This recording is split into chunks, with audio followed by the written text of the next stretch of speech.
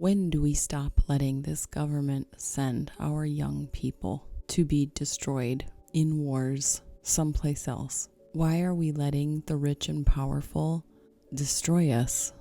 Us, as in the regular, everyday American citizens of this country. Doesn't matter what political affiliation, what color. Look at the class that is being taken from. We will never have class consciousness together if we keep letting our young people get killed. And I say this from the point of view of, I remember being in grade school having a pen pal with a soldier during Operation Desert Storm. Which one came first? I think it was Desert Shield came first and then it was Desert Storm. I had a pen pal because in school we had pen pals with soldiers. And I think I wrote to him a couple times and he might have written back to me a couple times. And I still think about him. So there was that, right? And then 9/11 happened, which once again, right after 9/11, right after that was my final year in college. And then my generation, a lot of them went off and went to Iraq and Afghanistan. And there was an anti-war movement for that. I'm not in favor of wars for resources like that, especially with all of the language that's set up to sound like we're gonna go there and keep the peace. Can we think critically about that? Can we stop with the propaganda? Can we stop bullshitting ourselves and using the language of colonizing abusers? Can we stop bullshitting ourselves? You do not attack a nation's land, kill a school of children, and then when they're like, okay, you know what? They decide to exercise their own might. What delusion as Americans are we living in where we're going to continue to go, No, pretty sure we're the good guys. And not only that, we're going to take their oil because for some reason everything in this world belongs to us. what the fuck? I mean, I'm not surprised because that's what's happening here in the U.S. I mean, we have a whole Republican Party that would rather shoot itself in the face and blow up the world than admit their daughter was right. They're not capable of it. They don't have that ability. Republicans can't admit they're wrong, ever. They don't have the ability. It's not in them. So now their policies are worldwide. And I know Democrats are not any better with the warmongering because both parties are owned Largely by a lobby whose first loyalty As a religious ethno-state. And that's why we're there, to disrupt other legitimate governments in the area. And no one can ever say anything about, oh, well, what about how they treat women? what about how the U.S. treats women? Dead women, basically test running dead women as incubators for men's babies. I mean, oh my God, the alpha male culture here has reached such a level that now they're just trying to figure out, How can we make babies without women, actually having to be involved? the longer that people don't want to admit they're wrong and like stop this war, like, oh, we're sending Marines now to back up the Heritage Foundation, AIPAC, Trump, Miller, Bannon, unilateral Sans Congress attack on the country that we already overthrew their government how many decades ago? Yeah, we're sending Marines there. Now, here's the thing. The longer that we have to endure the fallout of a Republican fuck up, the more likely it is that other people will also fuck up who are not Republicans. This is unfortunate on a couple different levels. It is the built-in deflection in the future. Well, what about this person who said this or did this? They're actually responsible too. No.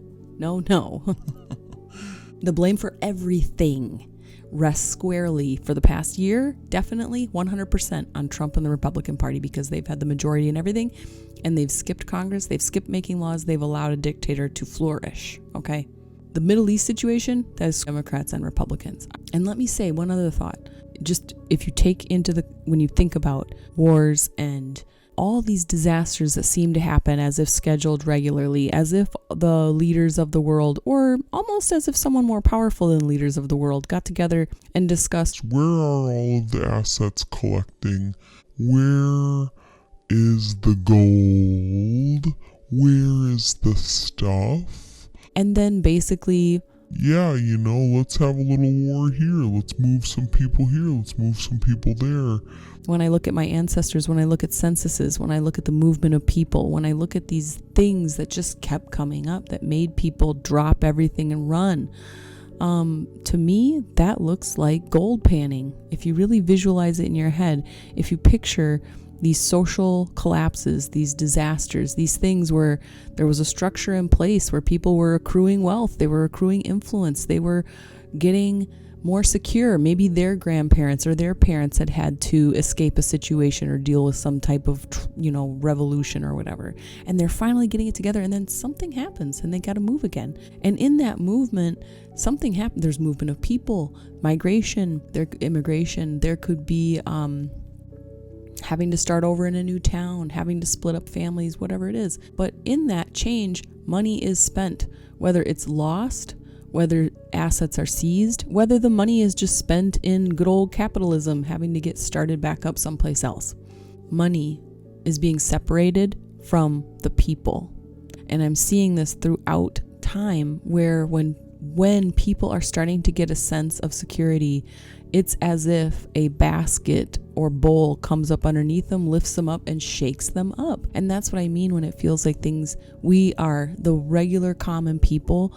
I feel like we are periodically being gold panned by the powerful to separate us from our wealth. And they create a situation, they do this, they separate us from our wealth, and then there we go, and there went our ancestors into the river of time. And our wealth then gets moved back up, consolidated back with the wealth of the wealthy and the powerful. And meanwhile, there our ancestors are.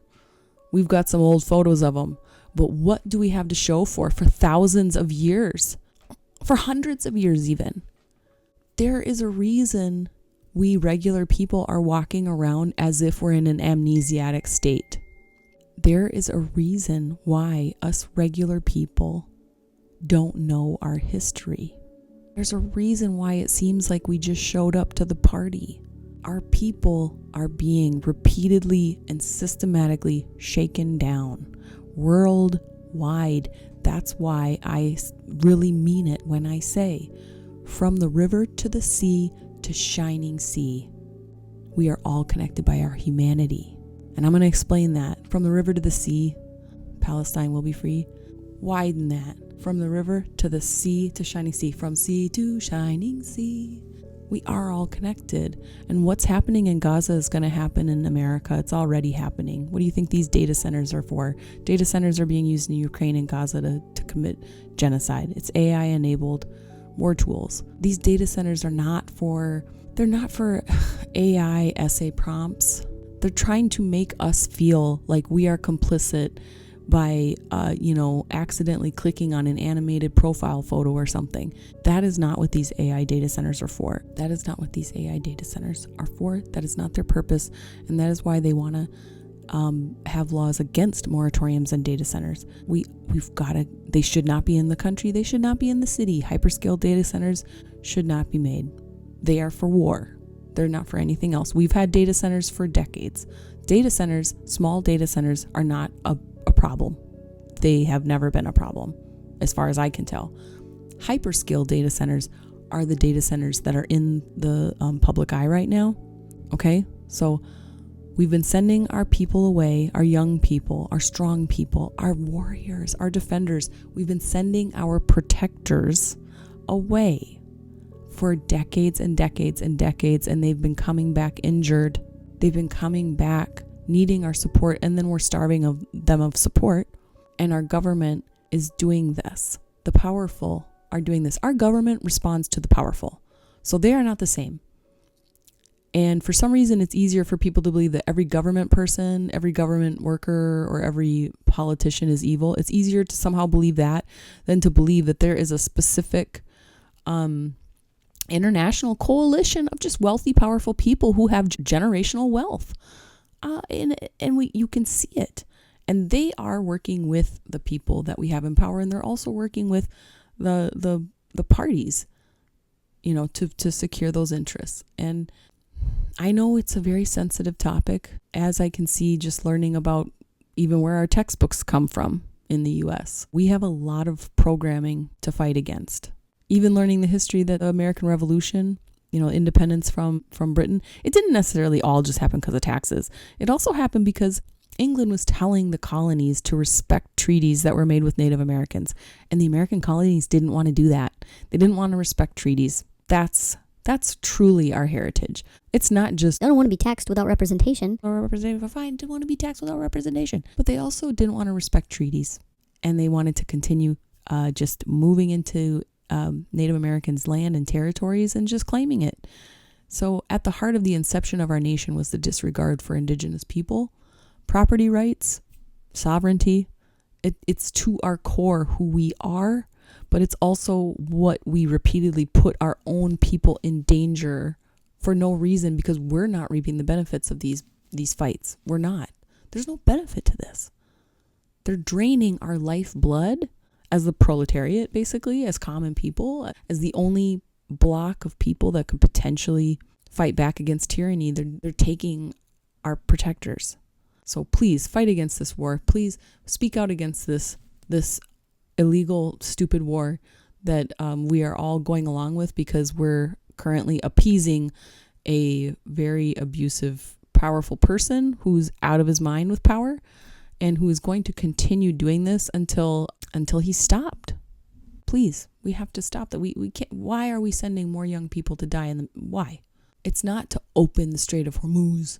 You don't get to attack a country and then attack them again and again to gain control of something that we have no natural right to control. That you don't get to see Megan, Republicans. This is where your approach to dealing with your family, your liberal family, this is where you're going to see it's going to hurt all of us, because you've inflicted it on the world, and the world is not your family. The world is not obligated or hasn't felt conditioned and obligated to deal with you. They don't have to. Thank God. Thank God. I hope that the rest of the world can put you in your place, because God knows you wouldn't let your family do it.